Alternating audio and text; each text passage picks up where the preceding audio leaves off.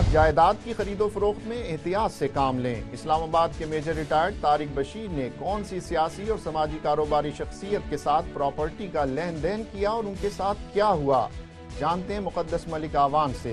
जी तफसीलात से आगाह कीजिएगा।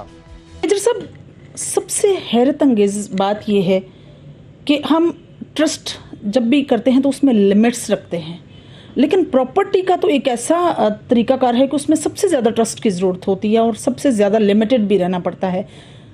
किस तरह, कब और कैसे आप जो है मिले राजा शाहिद साहब से? आपके वालिद बशीर साहब किस तरह से मिले? जिस तरह से वो फॉरेन अफेयर्स के मिनिस्टर्स भी रहे हैं, उनकी अपनी एक खास पहचान है।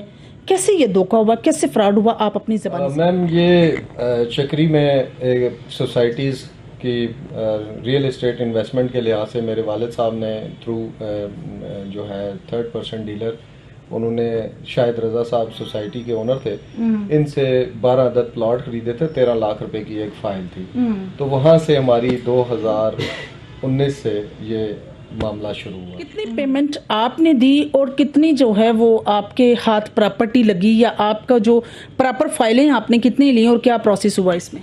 मैम, हमने 12 फाइलें ली 13 लाख रुपए की, जिसमें से 6 की रजिस्ट्री हो गई थी, 6 की अभी पेंडिंग थी, लेकिन मौके पे कुछ भी नहीं था उस पे, बल्कि सोसाइटी पे उल्टा FIR होगी RDA की तरफ से कि ये डमी है। और ऊपर से जब वहाँ पे आप मौके पे जाते थे तो वहाँ पे वो लोकल लोग आ जाते थे और वो कहते थे कि जी यहाँ पे तो सोसाइटी नाम की कोई चीज़ नहीं है। तो वहाँ से ये शुरुआत। मैम, ये इस तरह था कि जो हमारा 12 प्लॉट्स का इशू था, वो उसकी इन्होंने इनिशियली जब इन पे एप्लीकेशन मूव की तो इन्होंने मेरे साथ सेटलमेंट की। उसमें इन्होंने कहा कि मैं पार्टीशन में करूंगा, 6 प्लॉटों की आपको भी पेमेंट करूंगा, 6 की बाद में आपको करूंगा। उन 6 प्लॉटों की पेमेंट के एवज इन्होंने मुझे 1 करोड़ रुपए के चेक दिए और वो उन्होंने टाइम एक तय किया कि ये कैश हो जाएंगे तो नेक्स्ट 6 में कर दूंगा। लेकिन वो कैश होने की नौबत ही नहीं आई, वो डिसऑनर हो गए। एक दोबारा लिटिगेशन से बचने के लिए, मेरे फादर जो है is an old age man, तो एक लिटिगेशन से बचने के लिए इनसे सेटलमेंट की। तो इन्होंने हमें सिटी विलाज में उसके मुतबादल जो थे 3 विलाज, इन्होंने कहा कि ये इसमें आप अपनी पेमेंट एडजस्ट कर लें। तो 2 करोड़ 70 लाख रुपए के इन्होंने हमें वो विलाज दिए और 1 करोड़ रुपया इन्होंने कहा आप इसमें एडजस्ट कर लें। 170 जो है वो आप एसेट या कैश की सूरत में आप मुझे पेमेंट कर दें। और वो करके तो इन्होंने 3 अदद हमें अलॉटमेंट लेटर जारी कर दिए और रजिस्ट्री का फिर इन्होंने हमसे वादा किया कि जी हम आपको इसकी रजिस्ट्री भी दे देंगे। लेकिन वो बस अलॉटमेंट लेटर जो है वो जब RDA वगैरह से इनिशियली जब पूछा RDA से तो वो उनको इसके साथ इशू नहीं था।